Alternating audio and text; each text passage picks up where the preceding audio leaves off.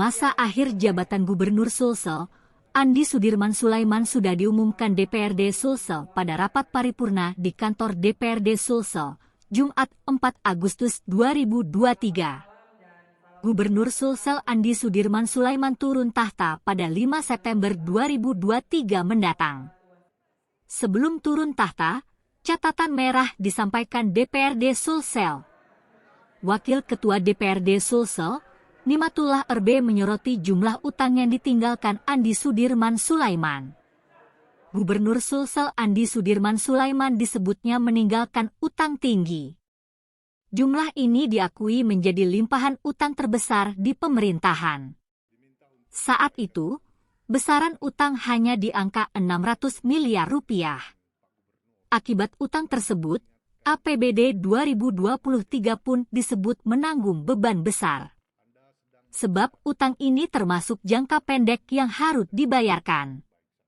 Rincian 1,2 triliun rupiah ini paling banyak berasal dari dana bagi hasil DBH ke kabupaten kota yang belum terbayarkan di 2022.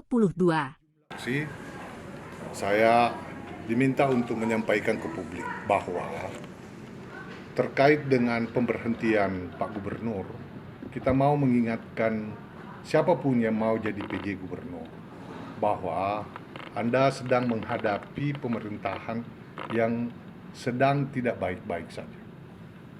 Contohnya adalah tahun ini kita memperoleh limpahan utang dari tahun 2022 sebesar 1,2 triliun. Itulah jumlah utang yang paling besar selama pemerintahan ini ada. Pernah terjadi cukup besar karena COVID, itu hanya 600 miliar. Sekarang ini kita menghadapi utang 1,2 triliun. Itu artinya APBD tahun 2023 ini menanggung beban yang kita tidak bicarakan waktu ditetapkan. Berarti akan ada uang untuk APBD tahun 2023 ini dipakai untuk membayar utang 1,2 triliun itu. Belum lagi kalau kita bicara bahwa ada lagi 600 itu utang pen jangka panjang sebesar 600. Jadi total sebenarnya 1,8 meskipun 600 itu utang jangka panjang. Tetapi utang jangka pendek itu 1,2 triliun. Apa itu? 720 itu utang DBH, utang dana bagi hasil ke kabupaten kota yang kita tidak bayar tahun 2022. Nanti tahun ini baru dibayar. Kemudian ada utang pen, pekerjaan proyek-proyek pen itu hampir 180 miliar. Sisanya itu program-program lain baik di pertanian, Disdik, PU, dan rumah sakit. Nah, itu soal besar di mana kita butuh orang yang bisa fokus memperbaiki keadaan itu. 1,2 triliun itu tidak kecil bagi provinsi sebesar Sulsel. Mengapa? Karena kalau 1,2 triliun itu bukan persoalan besar, maka kita sudah bisa selesaikan Stadion Matoanging kalau ada duit 1,2 triliun. Faktanya ada duit 1,2 triliun itu dipakai membayar utang. Nah, yang kami takutkan ini kan carry over dari tahun 2022 ke tahun 2023. Kalau ditangani tidak secara baik APBD ini, maka dia akan menjadi roll over. Roll over itu artinya bergulir terus, mempengaruhi tahun depannya lagi utang ini. Nah, kita sudah memberi izin. Dengan kata lain kita setuju meskipun dia tidak minta izin Pemprov untuk melakukan perkada. Apa perkada itu? Adalah perubahan parsial APBD. Apa itu perubahan parsial? Perubahan sebagian untuk bayar utang itu. Jadi sudah lunas utang 720 ke kabupaten kota itu. Yang 400 lebih itu, 480 itu sebagian kecil belum lunas. Masih ada sekitar 40-50 miliar. Itulah yang ada di pertanian dan di Disdik. Apa itu utang dalam bentuk jalan tani, apa macam-macam, itu belum diselesaikan secara baik. Ada juga kecil di Sekuan sekitar 4 miliar, itu juga belum dibayar. Nah, mereka mengajukan lagi parsial ketiga sekarang ini, 240 miliar, untuk menutupi utang DBH tahun berjalan. Kami di DPR terus terang tidak setuju dengan itu, karena pembahasan APBD perubahan sudah sangat dekat. Kenapa kita tidak di pembahasan APBD perubahan itu dikonsolidasi ulang semua masalah-masalah itu. Dengan kata lain, ini akan ada soal besar yang akan dihadapi APBD kita. Karena contoh kecil, tahun depan itu kita menanggung beban cukup berat. Baik pileg maupun pilkada, KPU itu butuh anggaran. Untuk pilkada saja, KPU itu butuh 700 miliar untuk pilkada serentak. Itu duitnya dari mana? Dari APBD. Ada 200 miliar yang harus kita keep di APBD perubahan tahun ini untuk ditaruh di rekening KPU. 500 mungkin di pokok untuk tahun depan. Artinya akan ada uang 700 yang tidak bisa dipakai untuk program di APBD kita di tahun 2024. Nah, itu semua persoalan-persoalan yang kita anggap sangat serius yang menimpa kita punya APBD. Dengan kata lain, PJ ini bukan, jangan semua ngotot mau PJ tidak tahu keadaan ini.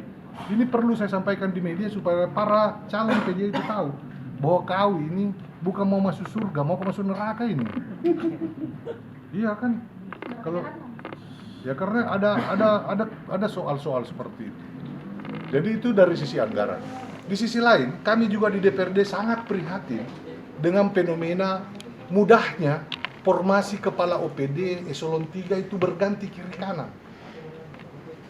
Meskipun kami tahu itu kewenangan gubernur untuk melakukan penggantian, untuk melakukan mutasi dan sebagainya, tetapi itu membuat pemerintahan menjadi sangat tidak stabil. Kepala OPD kita itu kan ya H2C. Apa itu H2C? Harap-harap cemas terus. Jangan sampai lusa diganti, jangan sampai minggu depan diganti. Artinya kinerjanya itu sangat tidak memadai karena dia sibuk menjaga posisinya, menjaga supaya tidak diganti. Saya kira ini sejumlah masalah yang kita hadapi. Informasi terakhir tadi pagi kita dapat juga info bahwa beberapa rumah sakit itu mem-PHK tenaga honorer ratusan orang di sejumlah rumah sakit. Nah, ini berbahaya karena jangan sampai itu mengganggu pelayanan rumah sakit. Karena tenaga-tenaga honorer, apalagi kalau dia bidan, dia suster, biasanya dialah yang paling rajin bekerja. Nah, soal-soal ini yang menurut saya kita harus address ke publik supaya publik tahu bahwa ada persoalan-persoalan besar yang kita hadapi di Provinsi Sulawesi Selatan ini. Lalu pasti ada yang bertanya, jadi apa gunanya DPR?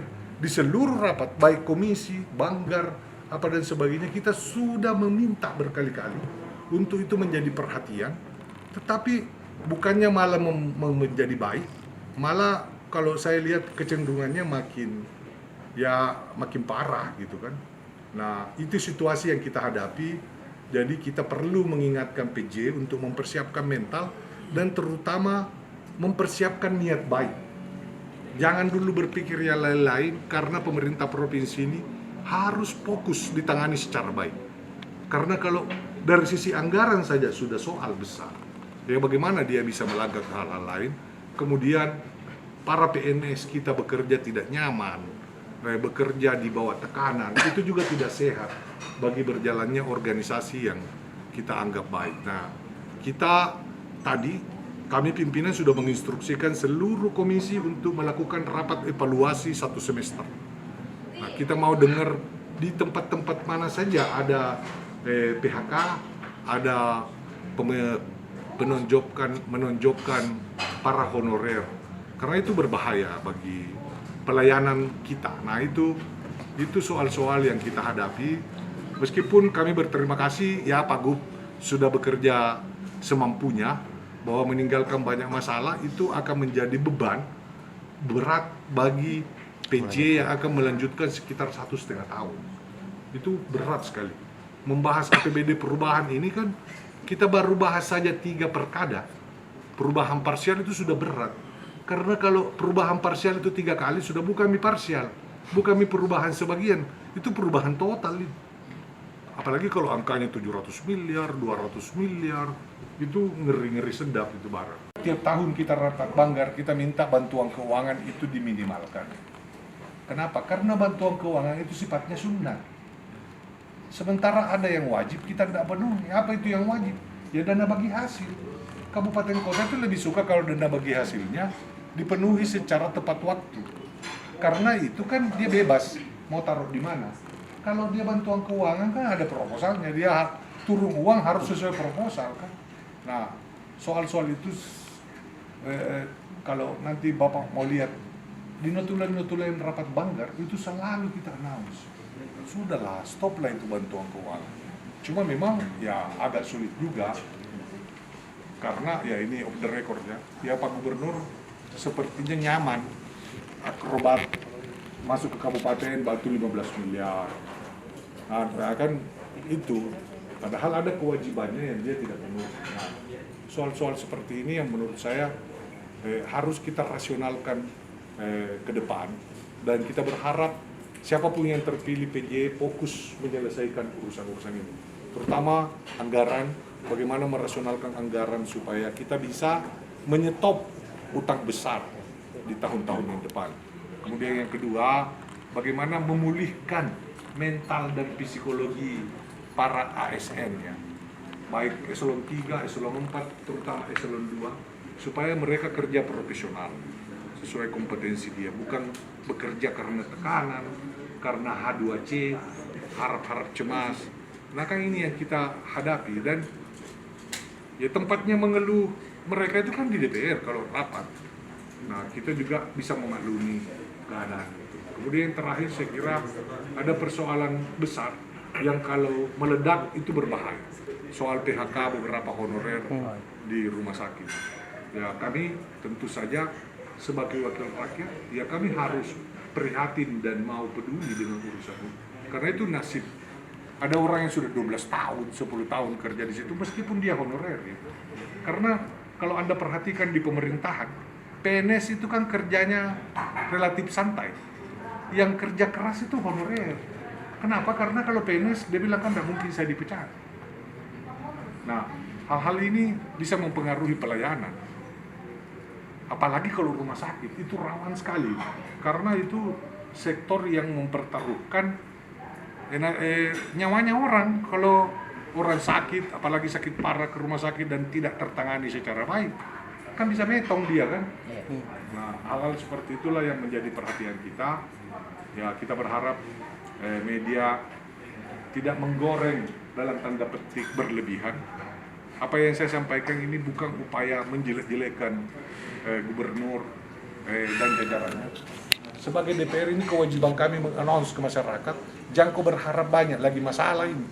Kemudian yang kedua, calon-calon PJ itu, lihat kok, jadi masalah nanti kok karena buru-buru kau mau jadi PJ kok kira Jawa Batang enak ini.